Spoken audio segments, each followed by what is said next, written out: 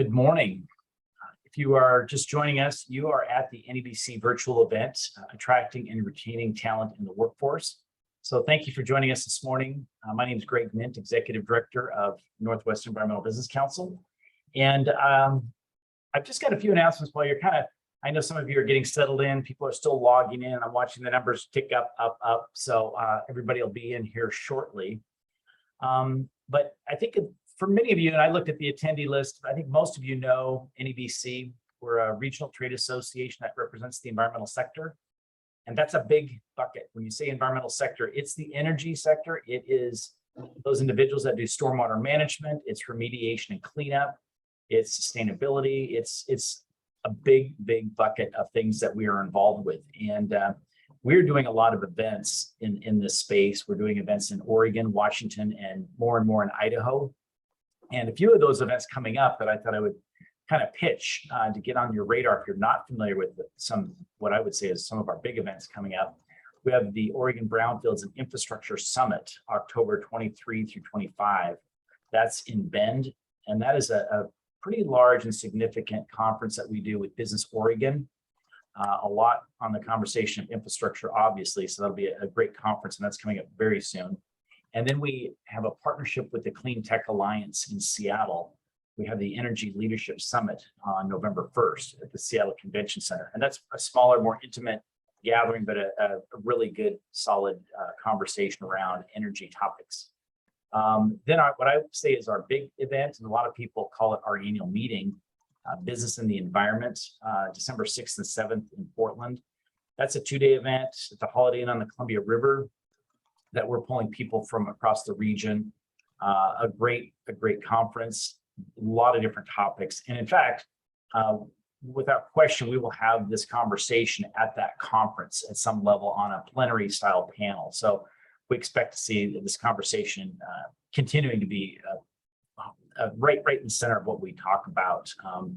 And in fact, we were doing a remediation conference last week, and the first 15 minutes of the conversation of our keynote with the Department of Ecology was all about hiring and staffing issues and the challenges that the agency faces. So anyway, a great timely topic. So with that, let's just jump right into it. As you know, it was scheduled from 8 to 9:30. I think the presentation goes to about 9, but if there's questions and the conversation's rolling along, we'll continue to go on as long as speakers are able. And I want to thank North Highland, a very significant consulting firm with NEBC. They're very active. They've been a great partner in putting this program together as well as others. So I really can't thank the folks at North Highland, and also Schwabe. Schwabe, Williamson and Wyatt, a Portland law firm, well, more than a Portland law firm, they're a pretty big regional firm, is also very active. They are the sponsors of this program. We had intended to try to be sort of a hybrid in-person and virtual. And I think the gist and the shift was to be virtual. It just made sense for the speakers that were involved as well as the attendees. So thank you for joining us, and we'll try to get back in person soon.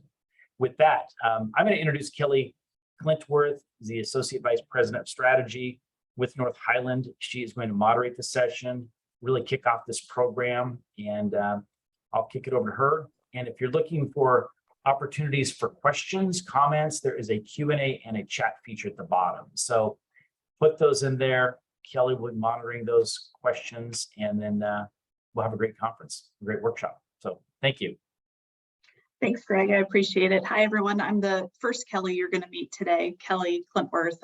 As mentioned, I work for North Highland, and North Highland is a global consulting firm, and we are very active here in the Pacific Northwest. Hopefully, we have worked with many of you in your organizations.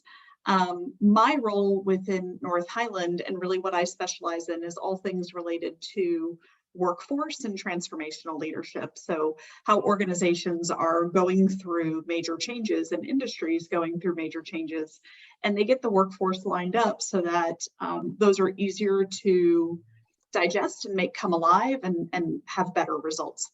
So that's kind of how I live in my day today.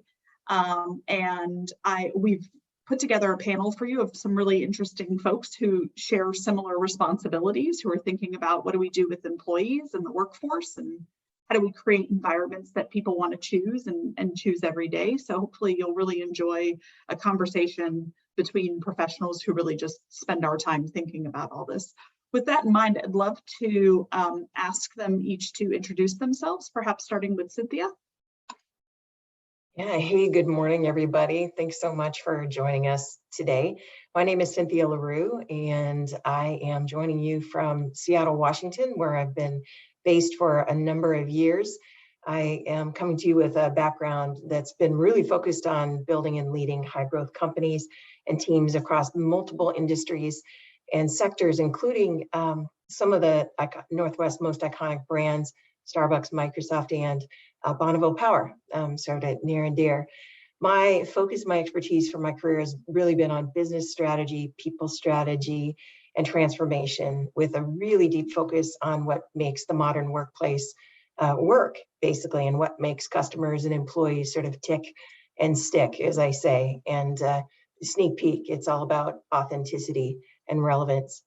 I'm super passionate about helping companies differentiate and deliver growth to their markets, but equally, if not more importantly, to create lasting value for their customers and their communities.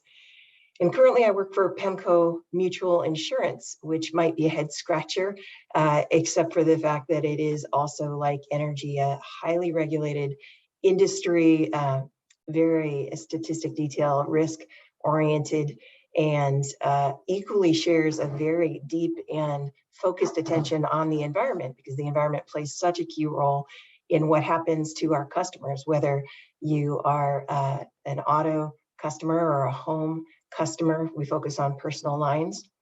And I think from a personal point of view perspective, I am excited about this opportunity to speak with you, because I think we're really living in unprecedented times. I don't know how many of you have used that word almost to cliche status in the last couple of years, but we're facing so many challenges globally, whether they're political or economic, but also very much at home, right? Socially and personally. But I really view this as a time of profound opportunity on every level, in every possible way. And if you think about this season of business really as sort of a time of winter, and we think about what winter is in general, we're approaching that seasonally. I think that winter is really a time when we can reap the benefits of everything that we've harvested, everything that we've planted, we built, and we've harvested. And if we've prepared well, we can really take advantage of what we've stored aside, whether it be our cash position, taking advantage when competition might be low or on its heels, or our market reputation or innovation capabilities. I think that it's just, as I said, an exciting time, and I look forward to continuing our conversation together the rest of today. Thank you, Cynthia. You've actually made me feel a little bit better about the weather turning and maybe losing some of the beautiful unseasonal sunshine we've been having lately down here in Portland. Vicki, I'd love for you to take just a couple of minutes and tell us more about you. Of course. Thanks, Kelly. Good morning, everyone. My name is Vicki Ng, also based in Portland, Oregon. I'm the Senior Manager for Talent Acquisition at Portland General Electric, or also PGE. I joined about 3.5 months ago from the sporting goods industry. So I worked at Adidas North America for the past 12.5 years. And really my career has centered around exploring all the aspects of human resources and people and talents. I'm really passionate around early careers and really building that strategic pipeline for an organization. At PG, I'm responsible for leading our recruiting function, looking at sourcing, attracting, and hiring top talent into the organization. PG is Oregon's largest utility or electrical utility company. It's also an investor-owned utility. So Cynthia, to your point around all the regulations, we also have that. And I'm learning more around the energy industry and what that means. But it's been a really exciting time to come into the energy industry. It's I think what we're going to be talking about today around attracting and retaining talents, me moving from a completely different industry into the energy industry is an example of kind of what the future looks like, and continuing to innovate in this industry and looking at how do you continue to attract different and top talent into the utilities industry. Good to be here. Thanks, Vicki, and I'm excited. As you all have heard now, two of our panelists have had a lot of mobility, both to and from utilities, which is fascinating.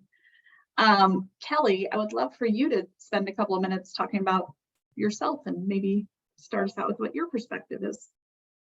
Yeah, good morning, everyone. My name is Kelly Riggs. I'm a shareholder at Schwab Williamson and Wyatt. I am in the employment department. I work with companies in lots of different industries, but I do have natural resources, specifically including energy and utilities, as one of my more specific focuses. So I work with a lot of companies in that area. Now, as an outside employment counsel, historically, I haven't always had a lot to do with the recruiting and retention aspect of what different businesses are doing, other than occasionally maybe looking at a contract or something. But what I have found in the last few years, especially, is I've been a lot more involved in those discussions with my clients. I've talked with a lot of HR, operations, management, executive level people who are just kind of at their wits' end with all of the staffing problems they've been dealing with, and looping me in a little bit more to just sort of be a partner in that conversation about trying to understand, what the issues are, what other companies, what other industries are facing, and, help brainstorm through what they can do differently. And then also give some guidance on how to do that in compliance with all of the many laws that now apply from federal, local, state level, and trying to help coordinate that. The downside of that is sometimes I feel a little bit like a naysayer when a company, reaches out to me with a really exciting, creative idea to try to, recruit more people in, and I have to tell them, no, they can't do something because it would violate a law, and, then try to help come up with a different solution. But I think in the end, as much as they don't like to hear that no from me, it's always better to get ahead of that than to end up in a lawsuit down the road. So Kelly, I see Dan just popped on. Do you want to have him introduce himself, or should I Absolutely. jump into my stuff? Okay. And Dan, sorry, as we have you coming in hot, but we're going to go right to you and ask if you can just introduce yourself and tell us a little more about you. Maybe. We can see you, but you are on mute.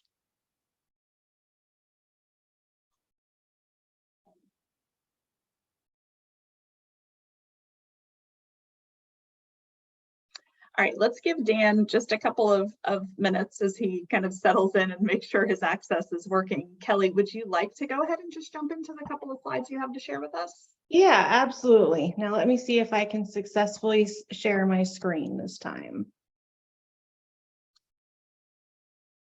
All right, I've got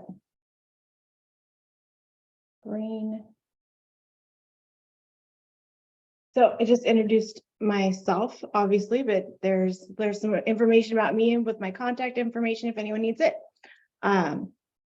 So from the big picture perspective of how to be an attractive employer in the post-pandemic world, I think there's obviously a lot of pieces in the mix, but some of the main points that I have seen come up and that I've tried to work with clients to look at are making sure that you have competitive pay and benefits, which I think is probably standard and has always been true and always will be true. But one thing that I think is really interesting about this point, although I put it first when they created these slides.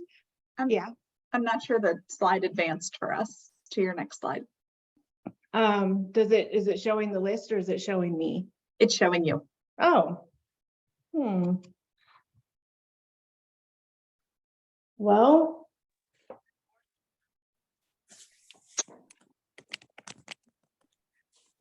I'll just go slide free. All right, folks, this is real time as we manage through technology challenges. Good thing we're focused on our workforce. Yes. Okay, so competitive pay and benefits has always been a really important issue, but what I found was really interesting is just last week I read the U.S. Department of Energy workforce report, which showed that it asked a lot of questions of employers in the industry and utilities fields. And one of the questions was like selecting what has been the biggest challenge that they faced in hiring. And across the board in all of the different subcategories, it was not pay. What I was seeing was all of these companies saying the biggest problem is a small applicant pool, which tells me that it's something different really that is leading to their, the challenges that they're having.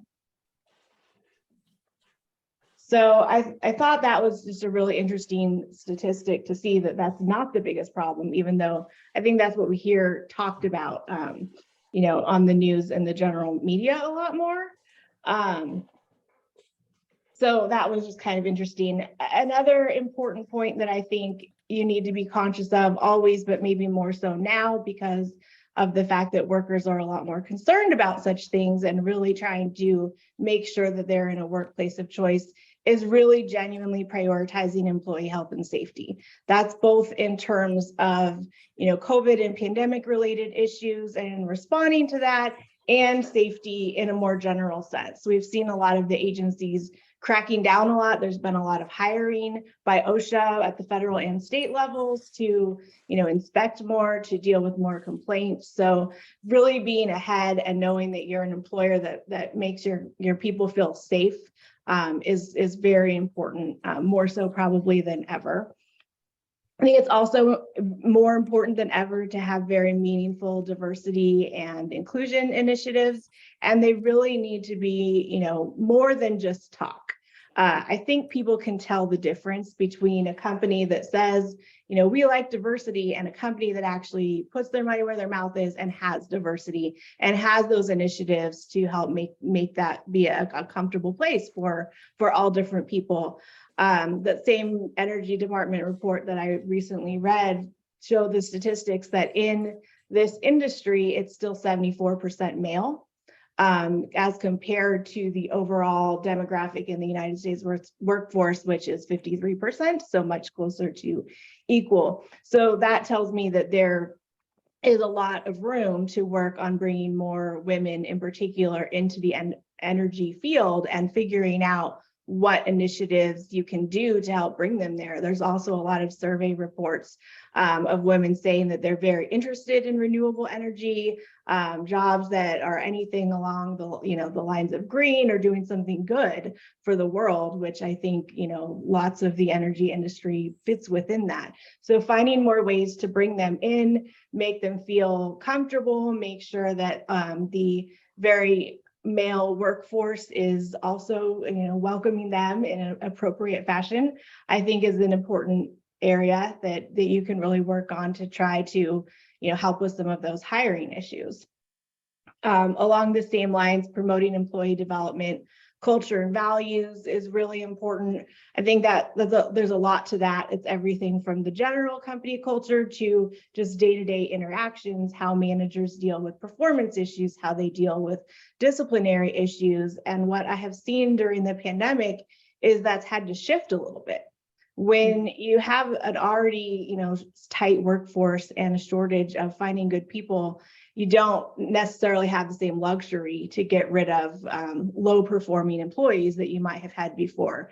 So I've worked with a lot of companies to really dive in deeper to manage through what might have previously gotten somebody fired, to figure out what's really going on here. How can we help them? How can we help this person develop and build their career and get over this issue? Now, of course, if it's something very egregious and very, inappropriate happening, that's a different scenario. But just trying to work through these issues, I've seen a lot more second chances, but then making sure to try to do that in a way that will be, good for the company on all aspects, have good documentation, sort of not creating liability risk while also being more lenient about things than historically you may have. And then, of course, as an employment lawyer, I think I need to add that it's important to comply with employment laws. If you have a reputation of not complying with all the different laws, and you've got lots of lawsuits and people out in the community saying, don't go work there, they don't comply with these laws, that's going to be a challenge. So from just the overall being an attractive employer part, that's a really important piece. But it's also important in other aspects of recruiting to make sure you're complying with them in your recruiting process. I won't talk too much longer and dive into all of that, but one I want to make sure that I don't forget to mention is the recent change in the Oregon pay equity law. This has caught a lot of employers off guard recently and creating a lot of challenges. But a few years back, the pay equity law was passed that you have to pay everybody the same unless you can justify a pay difference by some very specifically listed factors. Those factors do not include market conditions that make hiring and retention difficult. It has to be based on something more specific like seniority, experience. So where that comes into play is with hiring and retention bonuses. Those could create a problem under the pay equity statute. During COVID, the legislature had passed a temporary exception that allowed companies to pay those without creating any pay equity problems, and that ended on September 28th. So you now cannot be paying hiring and retention bonuses, giving different benefits, any kind of additional compensation to employees that perform comparable work without having to actually go through this process to make sure that it's defensible based on one of these factors. So that's where I'm a big naysayer right now, is saying, hold up, wait, you can't pay them that extra money without going through these steps. So you probably don't want to hear that, but it is an important one to keep in mind. And there are more, but I think I've talked too long already, so I'll pass it off to someone else for now. No, Kelly, we appreciate you and giving the lens from, the legal world as well, because I think one of the things that we've enjoyed talking about as a group in our preparation for today is, there are great ideas and things that we can bring. Obviously, we have Vicki joining us from a culture and an environment that's dramatically different. And so we come up with these great programs and ideas and big innovative, here's what we can do next. And Cynthia, who's passionate about culture, and we know how much culture is about engaging. And then there's also the balance of compliance and legal issues that we may have that face us. So it's always good to have legal in our corner, reminding us what we can and cannot do. I am going to check that Dan, this is can we get Dan to do his introduction? Maybe not. Let's see. Yes, I'm here. Can everybody hear me? Amazing. Thank you. We can. Can you just give us a few minutes? Tell us about you, who you work for, your role, and then maybe some of the preliminary exciting things that you're going to want to touch on while we're together. Sure. Is this so that you don't want me to go through my slides now? You want me to do a little bit of an intro? You can if you want to. Certainly. Okay. It's up to you, Yeah. all. Well, I've already been enough of a distraction, so let me just go ahead and talk a little bit. And so thank you everyone for your patience with me. I think that in some ways, joining this morning through a common link that everybody was using is a little bit of a metaphor for what it's like to work for the federal government. Sometimes we have certain issues and restrictions and opportunities and barriers, and my computer and the newest version of Zoom that everybody else is using, we're not playing nice this morning. So here I am on my iPhone. So thank you to everyone for bearing with me with all of the bumps and moving around. So I'm Dan James, and I am the Chief Workforce and Strategy Officer with the Bonneville Power Administration. I'm the first CWSO of BPA. I came in to BPA as the Deputy Administrator in June of 2016. And when John Hairston became our administrator, we decided to repurpose my position, my Deputy Administrator position, in what we refer to as the front office or the executive suite, and stand up a new organization around people and strategy. So as the CWSO, I have HCM, or what we otherwise known as HR. We refer to it as human capital management, communications, strategy, corporate strategy, which is a big part of our function, our research arm, our EEO function. And I think just as importantly for this discussion, I stood up BPA's first culture office. And within that, we have our diversity and inclusion team. And so I have 6 direct reports and a deputy. And we are, I think as a federal agency that is also an operating utility, we have great opportunities and great challenges moving forward. I'm going to just make sure that everybody on the phone understands what BPA is. I live in Northeast Portland, and I'm surprised at the number of people who still, when I say I work for the Bonneville Power Administration, they ask me what it's like to drive up to Bonneville Dam every day for work. So thank you, Greg, for that screen. Next slide, please.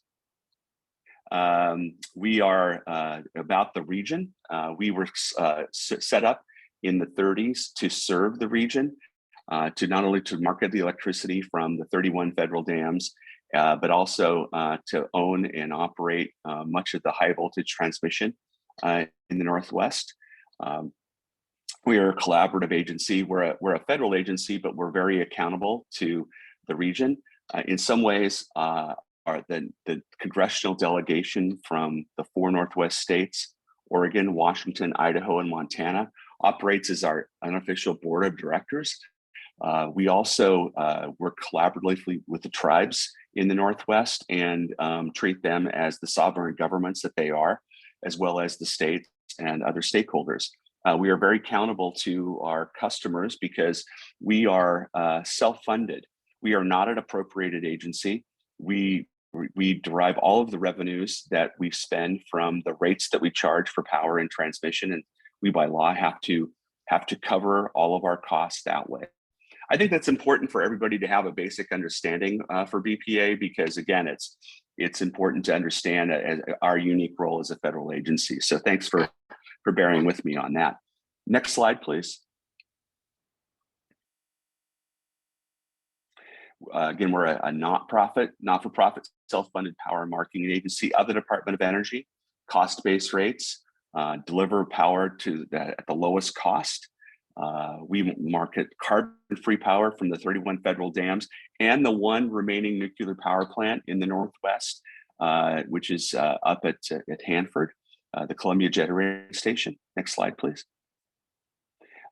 We own and operate one of the nation's largest high voltage transmission system. And that's really important for our challenges today. We interconnect with Canada and with California. And so in many ways, the federal system, hydropower system, has been able to help California through this very difficult summer, in part because of the intertie. Those of you in the utility business understand that the transmission system is interconnected, and it's a darn good thing given our common desire to decarbonize our system, throughout the West and really throughout the world. Next slide, please. I wanted just to show this, just to give people a sense of what the Columbia Basin is. The dam that we market energy for furthest east is Hungry Horse in the neighborhood where I grew up in Western Montana. You'll see the picture of the basin there. Again, marketing electricity from all of the federal dams in the Columbia Basin. Next slide, please. Now, let me just sort of turn to the sub. So with that as a baseline, let me turn to a little bit of my view on our common challenges. We're in a competitive labor market that's impacting our recruitment efforts. Companies are leveraging and appealing workforce flexibilities to attract talent. I think that we all are recognizing that there has been companies that have gone one direction and have already changed direction in terms of workforce flexibilities as a way to manage and attract talent, not only to retain their employees, but to attract new employees. Next slide, please. So, we have to go with our strengths at Bonneville, connection to our mission, work that we do and how we get it done. We believe that not only are we we have a good corporate culture, but we are appealing to those recent college graduates and those people in the workforce who want to be part of the clean energy economy. I've heard several references to that this morning. We say, hey, come be part of the transformation of the energy industry. One of the appealing features of Bonneville, of course, in our view, is that we operate the hydro system and the one nuclear plant, or it's operated by others, but we sell the electricity from that. But really, that allows for the growth of the other renewable aspects of the energy system, wind, solar, and other intermittent resources that the hydropower system is so good at supporting. We are using culture and again, standing up our culture office as an accelerator. We're focusing on inclusion and diversity. We have made psychological safety a part of our safety culture. We talk at Bonneville about wanting to be the safest utility in North America, and that's oftentimes thought of as physical safety. But we've taken steps and are working hard to incorporate psychological safety into that mindset. We want to create an environment where all employees can thrive. Next slide, please.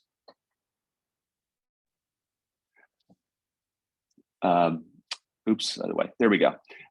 Evolving and adapting. Hybrid, of course, is the new normal. What we're doing at Bonneville is we are allowing most of our office workers to telework most of the time. And what that is for us is 2 days per pay period, which is we get paid every 2 weeks, which is basically 1 day a week. Of course, those in the field in an operations setting that doesn't apply, but for our office workers, that's what we're doing.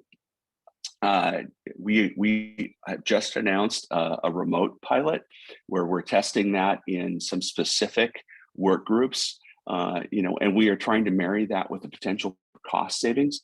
Bonneville actually leases space in Vancouver for some of our transmission staff, and we're going to be allowing that group for 18 months to work in a hybrid environment, so we can see ultimately perhaps we can save money by moving out of that lease space. We're also resourcing outreach and recruitment. I will say that that is something that is very much top of mind of Bonneville employees right now. What we're seeing in terms of the people that are leaving Bonneville for non-retirement reasons, oftentimes are transferring to other federal agencies where remote work is offered. And so that's something that that I would say is a very active conversation inside leadership at Bonneville, and we're very focused on making sure that as an operating utility, we have the culture that we think involves, at least in a small way, that person-to-person interaction, while recognizing that there are other opportunities out there. Some of them offered by some of the people on this call, as well as other federal agencies for a hybrid work environment, and many employees are interested in that. Our hypothesis is that once we've had a chance to test this hybrid environment, 2 days per pay period, 1 day per week, basically, that's going to be something that is attractive to employees.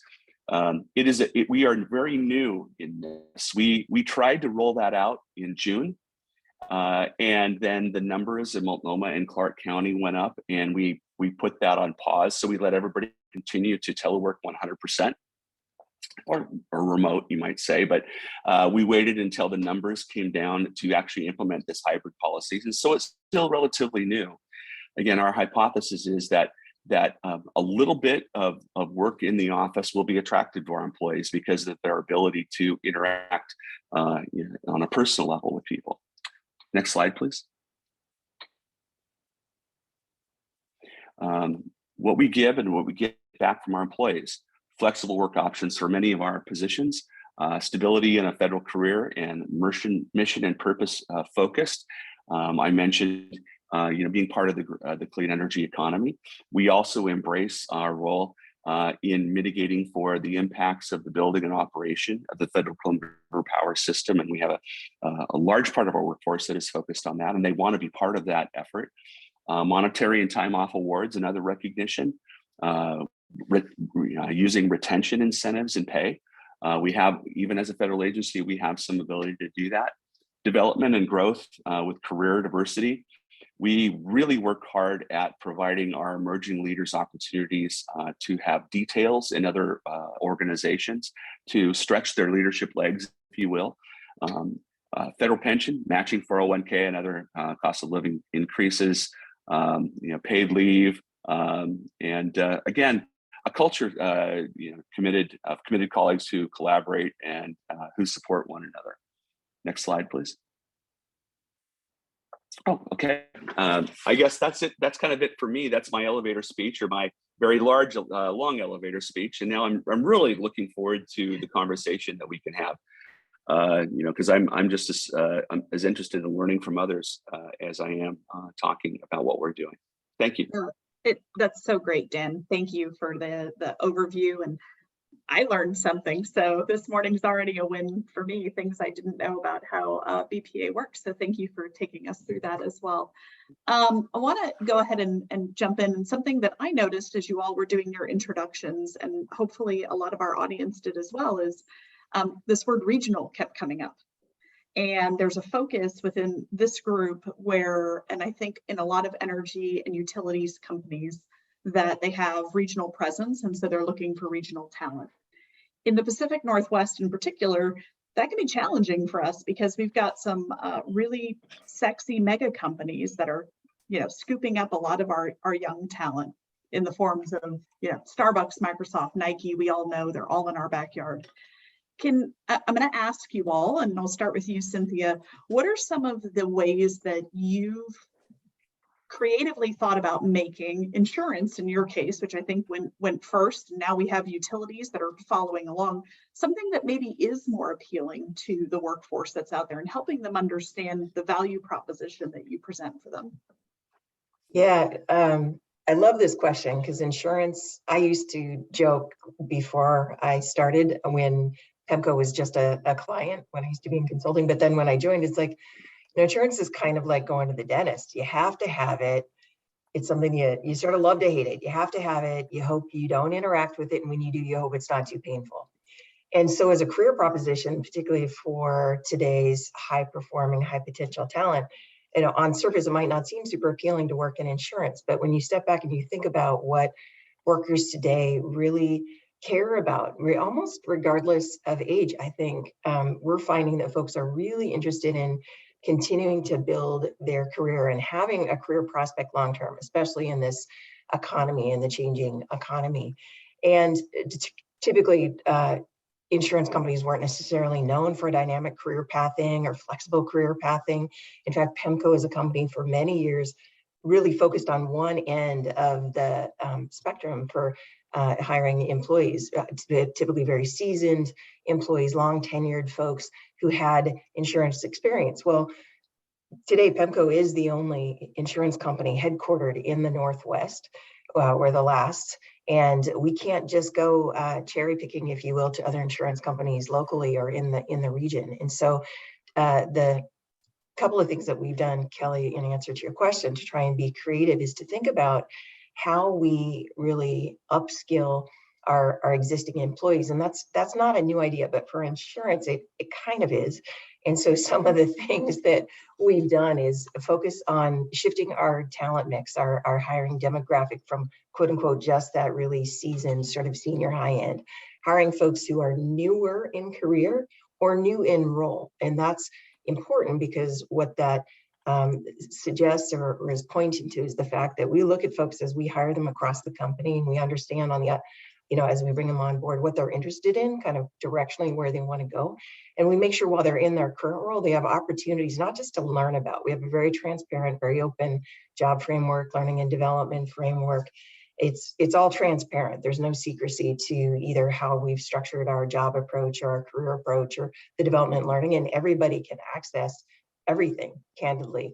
And that's on purpose. We want insurance may be a black box to our customers or even to ourselves sometimes, like the product of insurance. It's not really, but it's just complicated. But we don't want anything else about our business to be that way. So we have a transparent job framework. And then this upskilling is ensuring that employees have opportunities to do the work that they may be interested in other parts of the business while they're in their current jobs. We have folks in customer service, for example, who are learning how to be actual claims administrators or claims adjusters, because that's kind of a cool, sexy thing if you're in insurance to be on the front line. We have folks in my part of the business. I'm responsible for a handful of different functions that touch employee and customer and consumer experience.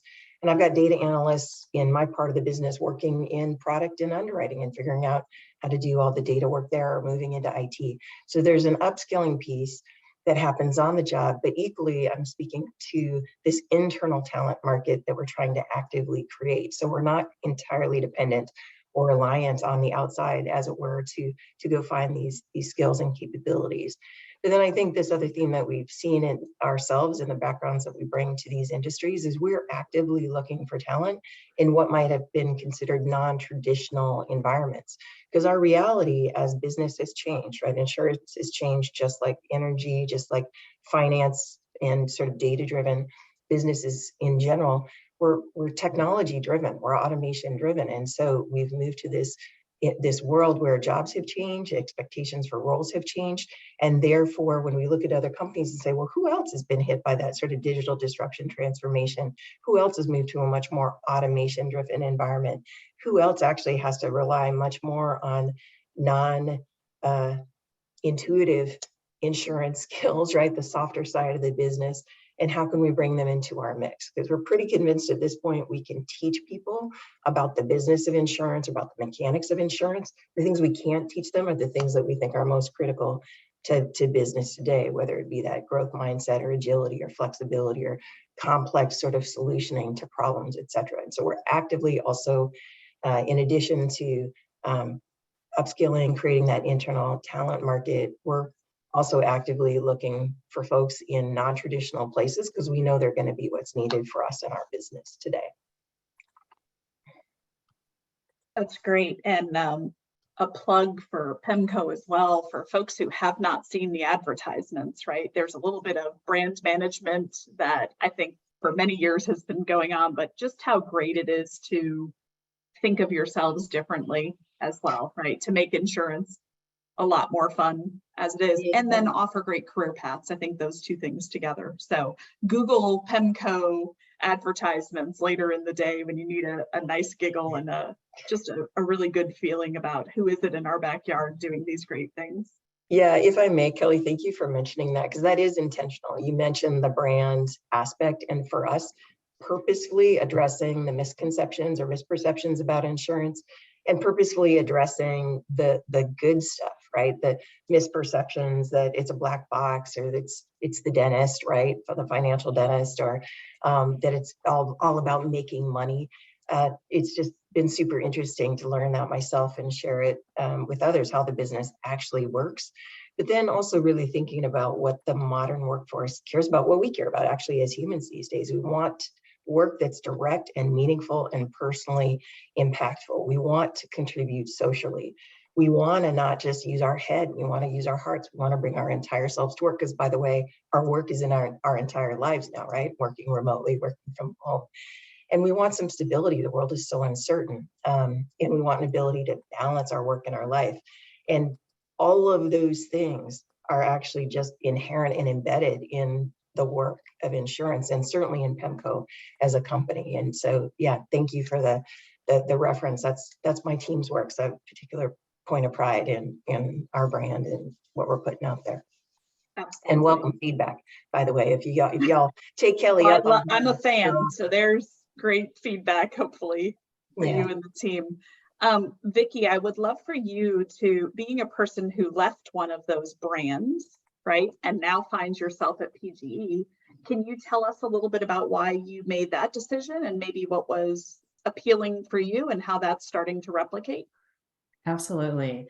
It's, you know, when I was first approached to consider PGE, I think I probably had the same reactions as my former colleagues when I shared that I was going to PG. And it was like, why are you going there? Isn't that a utilities company? It's really traditional. And for me, I was really drawn to the purpose-driven work of PG. And when I spoke to everyone along the way in the interview process, and also when I joined, that is the number one reason for why people stay at PG. I really love asking what keeps you here. I meet a lot of people that have been here for 10, 15, 20, 25 years. It's all really around the people and this purpose-driven work. And so when I think about, the future generation and this changing values that we're talking about, the energy industry and the opportunity that exists in the energy industry is very much aligned to this future generation, where they're looking for a purpose-driven work that really aligns to their values, work that is connected to our community, that makes a difference and has an impact. For me, at some point I was, selling shoes and t-shirts. And so I was really I really struggled with that after so many years. And so I think there's a opportunity to really, and what we're doing right now at PG is refreshing our EVP, our employer value proposition, so that we're really clear when we talk about our company and our brand, what we stand for, because these values are so aligned to the workforce that we're trying to attract. We really need to be clear around communicating that and showcasing that. And so I joke with some people that I made a big deal when I left Adidas and told everyone that I was going to PG, because I think, you're trying to change that perception, and it takes one hire after another to really do that. We also have a lot of people that are moving from the energy industry from PG to these other more attractive industries. But I think what's happening now is, like Cynthia as well, I didn't really give much thought prior to PG around where my power came from, my energy usage, and what that meant. I think with the recent events and just more focus now, with climate change, the wildfires, Russia, the price of gas, you're thinking about it a lot more. Regular consumers are really more cautious around where your energy comes from, your energy consumption, and the companies that are behind this and how it's generated and so on and delivered. And so I think there's an opportunity to capture that interest and that momentum you're seeing around the industry and the legislation that's coming through with the IRA and so on to create more jobs, and then building an attractive employer brand to kind of meet that too. So I think I think that is probably what you're going to be seeing in the future in terms of continuing to attract talent within the utilities industry. We also are hiring from within and within the same industry, but then also looking at talent from outside and doubling down on that employer brand. That's great. That's super helpful as we think about, what is going to get people to choose these places. Dan, you sit at really making some programmatic decisions around what might make people choose Bonneville as an employer. And so I'm wondering if there's any programs that you're very excited about, that you've seen some early successes with, that you would want to share with us, or grand failures that you would caution us against. I'm happy to hear about either. Sure. Thank you. So one of the things that we wanted to do better is to tell our story externally. And one of the places that we can do that, I think, are on college campuses, are in groups that are coming together around people of color.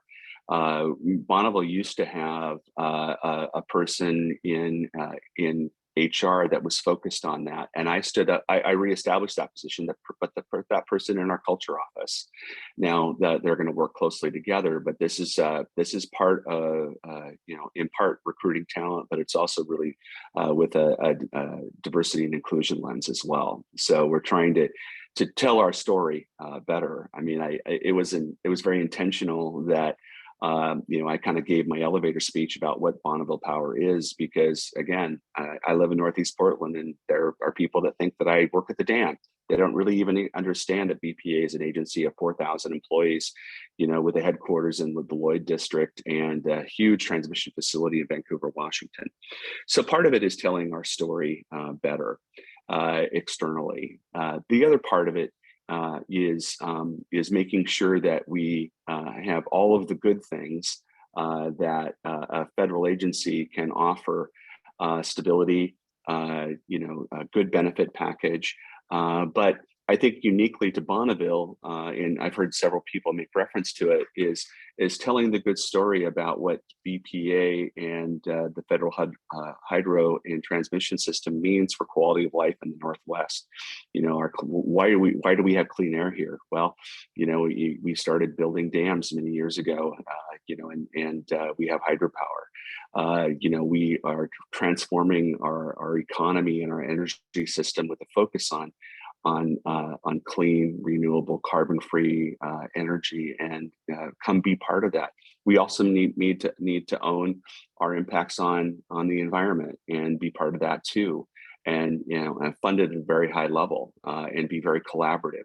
So doing a better job of telling our story, and we're finding that we also have people that are attracted to us from other utilities because they want to be part of that. We know that we can't match private industry dollar for dollar, but there are other things that we can do, both in terms of culture, commitment to the mission, flexibility. There are some things that we can do from a compensation perspective, but certainly not at we don't have stock options. So we have to tell the other parts of our story for a good place to be. But I would say that part of my charge is in standing up the New Culture organization with a real focus on diversity and inclusion, and doing a better job helping our employee resource groups. And we've got the same ones that large companies have, and helping them be our ambassadors. We've got something coming up. It's a little bit of a secret, but I'll tell you, there's a program called Military Makeover that a guy named Donnell Williams leads, and it includes veterans in the workplace, and they're going to be focusing on Bonneville coming up, and so that we saw that as a great opportunity to tell our story as a great place for veterans to come after their military careers. So it's just a couple of ideas.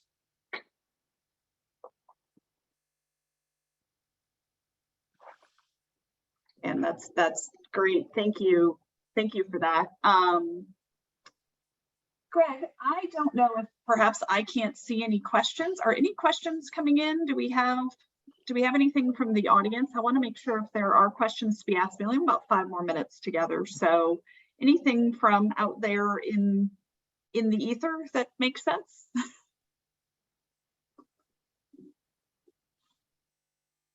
Greg, you're on mute if you're there. I'm sorry, Kelly, what was that? I'm sorry. Are there any questions that are coming in? I don't know if I can actually see any or items in the chat. Nothing has appeared, but wondering if you have a different view than I do. No, I'm looking. I don't see any yet. I do not see any yet. All right, so maybe opening up to folks, if you do have questions or if you would like to reach out, absolutely. Let's take a few moments to do that now. I think Kelly, just coming back around to you, because you did start telling us a lot around, that it's not all pay, that there are many other things that are attracting people. And I do think we have a lot of challenges around getting people into workplaces. There simply aren't that many candidates. There's a lot of things happening. And Dan, one of the things that you had just mentioned that I really love is around moving the diversity and inclusion function under culture, because we are now moving into a space where it's not just about hiring talent that may fill those roles, and from that perspective, but also making sure that talent stays, which is really where the culture piece comes into it. Well, it's also, I think this is an overused phrase. I'm sure that most of you have heard it, but it's something that I live by: culture eats strategy for lunch. Now, I've got both of them, but I do actually believe that you can have the greatest business strategy in the world, but if you don't have the right culture, it's a recipe for failure. Absolutely. And Kelly, do you have anything else that maybe you want to add around top attractors or things that you have seen that maybe have gotten people in some interesting hot water? Anything that you would caution us against? Yeah, I mean, like I said, it's really important to pay attention to compliance with pay equity and other legal compliance issues, because, you know, it can be very tempting to make extra generous offers or start changing benefits plans or sick leave or things like that to try to bring in and keep the workforce and forget to consult legal about that. So definitely want to pitch any of those things. Please, please, please talk to your lawyer. If you're changing policies, big programs, please do that. So we can help avoid that, you know, potential liability down the road. I mean, I think another kind of summary point that, you know, listening to all of the things everyone has shared today, it's such an exciting topic, and it's exciting for me as an employment lawyer, because even though we're not talking about legal claims here, these are all of the things that go into whether or not you get legal claims from employees. You know, by and large, when I'm seeing claims come through, whether it's just an internal complaint that I'm helping deal with, or, you know, up to an actual lawsuit, I see people that are mad about culture, about their manager, about something else entirely, and they find a legal violation, and that, you know, and there may be a legitimate legal violation, or there may not be, but what drove them was often something else. And so by really having this opportunity to refocus on what your culture is, what makes your company great, the work that you do, how to build and keep a workforce that's happy, you're not only addressing those recruiting and retention issues, you're actually buying yourself a lot of protection from liability in the future. And I think that's really exciting, and that's why it's fun that I get to be part of these conversations now instead of just seeing the results later down the road. Yeah, we really appreciate that. I think if we had to, you know, sum it up for those of you out in the audience, do great, bold things and make sure they're legally compliant with all the things that your organization needs to be checking the boxes on. But I really do think it's an invitation for us, and what you've heard today is culture matters. And building a great culture is actually how you're going to be able to bring in this top talent and keep them there, and make people fall in love with really interesting things they may not have seen, and roles and responsibilities they may have not seen that way. Greg, I want to just pass it off to you. Yeah, there are a couple of questions that came in. Okay. We've got some time, and I do have one myself, but one is, I think, a comment saying the chat, Karen was saying the chat shows that it's disabled, but she did say, thank you for the information. It's been very helpful and insightful to hear what other organizations are doing. And I love the legal aspect as well. So thank you for that comment, Karen. The question from Emily Brown says, question for Cynthia, question on career pathing. Is time built in for all staff for learning opportunities on how you are covering the workload and providing time? Good question. And the answer is yes. For mandatory and compliance related training, there is time. We need to do that. For function specific training, it's also built in. For optional and sort of career next opportunities, similar to what I described earlier, it can be managed in. And I say it like that because we do have a large percentage of non-exempt hourly frontline employees for whom their performance metrics in their current job are measured by, you know, sort of their production and their engagement on that hourly basis. And so that's a nuance that we have to figure out and manage. And that said, from a company perspective, where and when we feel like there's a real strategic value and importance and a cultural value and importance to having employees be off the job, then we actually will designate and dedicate and pay for that time. But there is just a long and strong understanding that we want to retain our own. We do best, right, and succeed most when we retain folks who have been with us and are motivated to continue learning and growing. And so short answer is yes, but there's sort of different ways that we manage that. Kelly, I'm going to pose a question that since this, and thank you for that, Cynthia, appreciate that. The question I have is relating to really where you're finding talent, because what I hear from agencies, state agencies, federal agencies, they're going out and tapping the talent from consulting firms and others. And the consulting firms are turning around and tapping the talent from the agency. So everybody's stealing talent. So there's not enough talent in the workforce. And so when you look at even in the infrastructure world, everyone says, well, this is great. We have all this money, but who's actually going to do the work? So there's not enough people to do the work. And the one common theme that I hear from talking to my members is we are so busy. We don't have the human capital to get the work done. So what's really being done for whether it's recent college grads and recruitment into all the different energy, the different sectors represented, or even going below that and looking for high school and other students to kind of get them in the pipeline earlier rather than just constantly stealing from different entities. And that's really to anyone.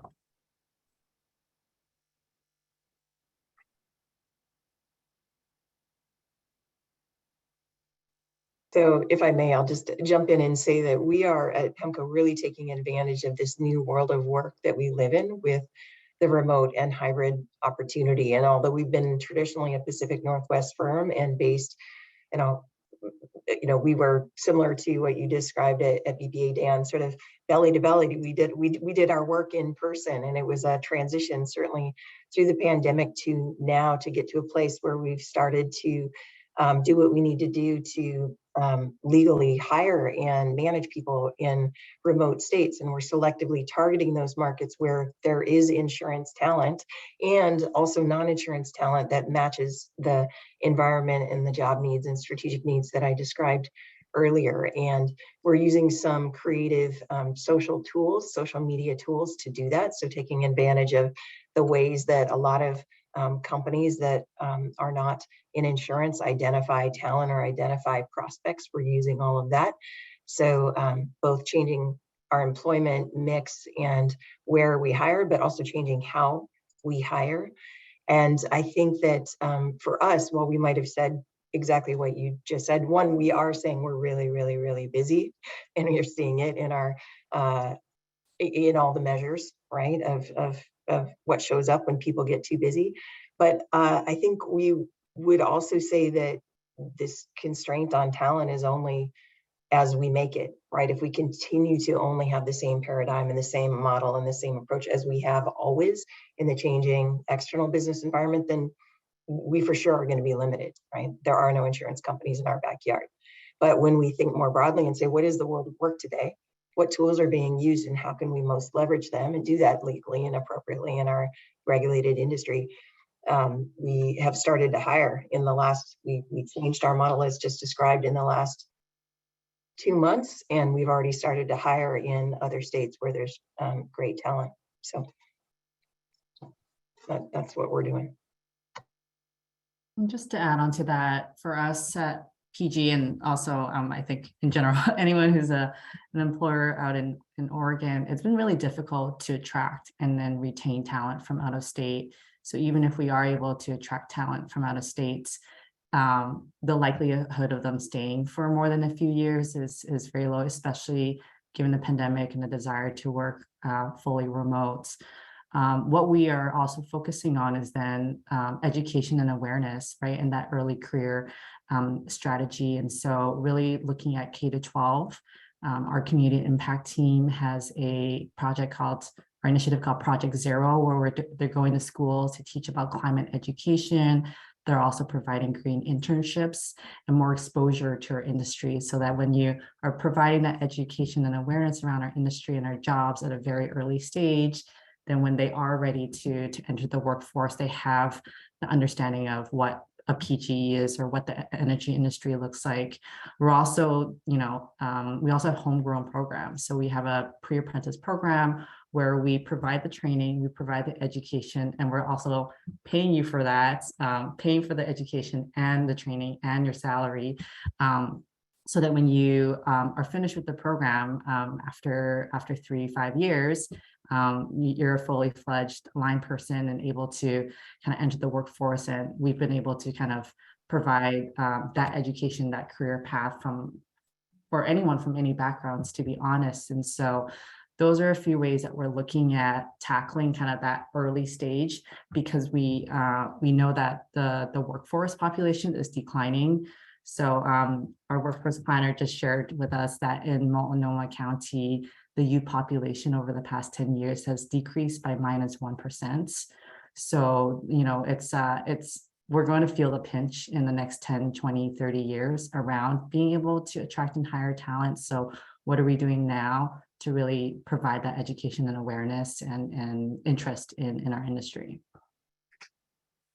If I could also jump in with another brief plug from the legal compliance standpoint, when we're talking about talent moving between different companies and industries, it's also worthwhile to think about how restrictive covenant agreements might come into play, like non-competition and non-solicitation agreements that employees may have had with their previous employer, or that you may be looking to have with them as they are entering your company.